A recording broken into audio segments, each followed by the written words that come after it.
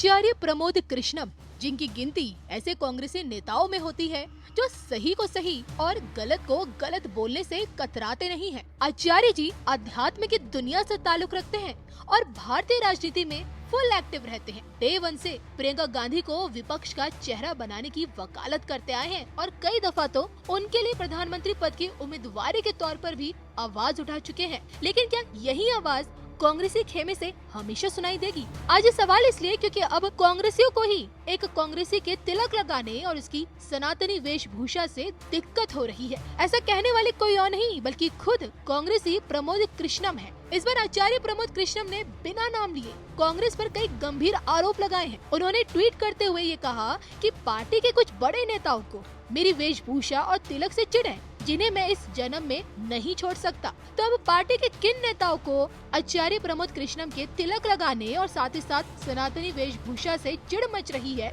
ये तो उन्होंने नहीं बताया। लेकिन हाँ, इस ट्वीट से एक बात तो साफ हो चुकी है कि पार्टी का माहौल ठीक नहीं है। पार्टी के इसी माहौल में इस बार CWC की मीटिंग में आचार्य प्रमोद कृष्णम को शामिल नहीं किया गया और शायद इसी कारण आचार्य जी की दिल की बात जुबान पर आ गई। इसी मसले में जब आचार्य प्रमोद कृष्णम से सवाल पूछा गया तो उन्होंने खुलकर ये कहा, कांग्रेस के कुछ नेताओं को हिंदू नाम से नफरत है, कांग्रेस के कुछ नेताओं को भगवा से नफरत है, उन्हें वंदे मातरम से भी नफरत है। कुछ नेता पार्टी को वामपंथ के रास्ते पर ले जाना चाहते हैं। कांग्रेस के कुछ नेता टुकड़े टुकड़े गैंग के लोगों को भी पसंद करते हैं। तो आचार्य प्रमोद कृष्णम के इन्हीं तेवरों को देखते हुए सबसे बड़ा सवाल ये कि क्या आचार्य प्रमोद कृष्णम जी कांग्रेस में ही बने रहेंगे या फिर लोकसभा चुनाव से पहले ही पार्टी बदल लेंगे? इसको लेकर विश्व विख्यात सुदर्शन चक्र ज्योतिषाचार्य श्री संबेता अशोका जी की भविष्यवाणी क्या कहती है, सुनिए उन्हीं की जुबानी। आचार्य प्रमोद कृष्ण जी ने जैसे बोला कि देश में जो है, देश की जो नेता हैं वो उनके हिसाब से जो है प्रियंका गांधी होनी चाहिए, और उन्होंने कुछ और वर्ड भी बोले थे। पता हमेशा से उनके जो व्यक्तित्व रहे हैं उसमें प्रियंका गांधी की वकालत उन्होंने हमेशा से की है कांग्रेस में रह के। और ऐसा है कि और कई बार मोदी जी की तारीफ भी की है संसद को लेकर, जो ने कहा था कि नहीं, he is the right person. वो सही को सही बोलते हैं और गलत को गलत बोलने के लिए जाने जाते हैं। और इसलिए लगता है कि वो अब जो है उस डाल पे ज्यादा देर तक नहीं बैठेंगे, दूसरी डाल पे जाने वाले। तो कांग्रेस से आचार्य प्रमोद कृष्णम को लेकर श्री संबेता अशोका जी की भविष्यवाणी भविष्य में कितनी सटीक बैठती है ये तो वक्त बताएगा। फिलहाल देश के प्रधानमंत्री नरेंद्र मोदी को लेकर आचार्य जी के क्या विचार हमेशा से रहे, उस पर एक प्रकाश डाल लेते हैं। आपको याद दिला दें कि पीएम मोदी के जन्मदिन के मौके पर ही आचार्य प्रमोद कृष्णम ने बकायदा एक ट्वीट किया था और ये कहा था, जीवेम शरदः शतम एवं भवेद शरदम शतम के शुभाशीष के साथ भारत के अद्भुत और अद्वितीय प्रधानमंत्री @नरेंद्र मोदी को अवतरण दिवस की हार्दिक बधाई। पीएम मोदी को अद्भुत अद्वितीय बताने वाले आचार्य प्रमोद कृष्णम यही नहीं रुके बल्कि एक कदम आगे बढ़कर ये तक कह डाला था कि मोदी का खौफ कहो या फिर हिंदुत्व की शक्ति, आपके विधायक अमानुल्लाह की गिरफ्तारी के खिलाफ कोई नेता भी बोलने को तैयार नहीं। अब देखा जाए तो आचार्य प्रमोद कृष्णम के ये ट्वीट ये बताने के लिए काफी है कि कांग्रेस में रहते हुए भी उनका मन पीएम मोदी की ओर झुकता है। और इसी तरह कई दफा आचार्य प्रमोद कृष्णम पीएम मोदी के समर्थन में बोल चुके हैं और अब ये देखना बाकी है कि कांग्रेस में रहकर ही पीएम मोदी की तारीफ करते रहेंगे या फिर भाजपाई बनकर पीएम मोदी की सेना में शामिल हो जाएंगे। आदरणीय अध्यक्ष जी,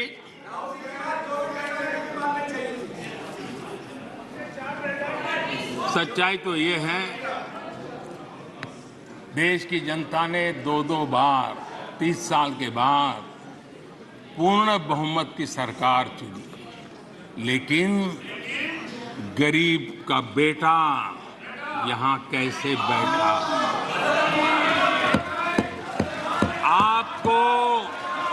आपको जो हक था,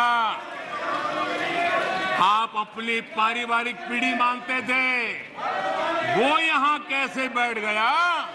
ये चुभन अभी भी आपको परेशान कर रही है, आपको सोने नहीं देती है और देश की जनता भी आपको सोने नहीं देगी, 2024 में भी सोने नहीं देगी। आदरणीय अध्यक्ष जी, कभी इनके जन्मदिन पर हवाई जहाज में केक काटे जाते थे, कभी इनके जन्मदिन पर हवाई जहाज में केक काटे जाते थे, आज उस हवाई जहाज में गरीब के लिए वैक्सीन जाता है। ये फर्क है। आदरणीय अध्यक्ष जी, एक जमाना था कभी ड्राई क्लीन के लिए कपड़े हवाई जहाज से आते थे। आज गरीब हवाई चप्पल वाला हवाई जहाज में उड़ रहा है। आदरणीय अध्यक्ष जी, कभी छुट्टी मनाने के लिए, मौज मस्ती करने के लिए नौसेना के युद्धपोत मंगवा लेते थे। नौसेना के युद्धपोत मंगवा लेते थे मौज मस्ती के लिए। आज उसी नौसेना के जहाज दूर देशों में फंसे भारतीयों को अपने घर लाने के लिए, गरीबों को अपने घर लाने के लिए उपयोग में आते हैं। आदरणीय अध्यक्ष जी,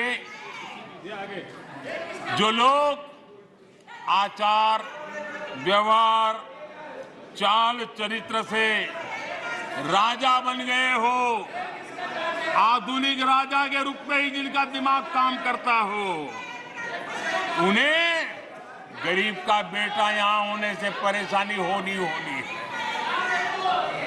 आखिर ये नामदार लोग हैं और ये कामदार लोग हैं। आदरणीय अध्यक्ष जी,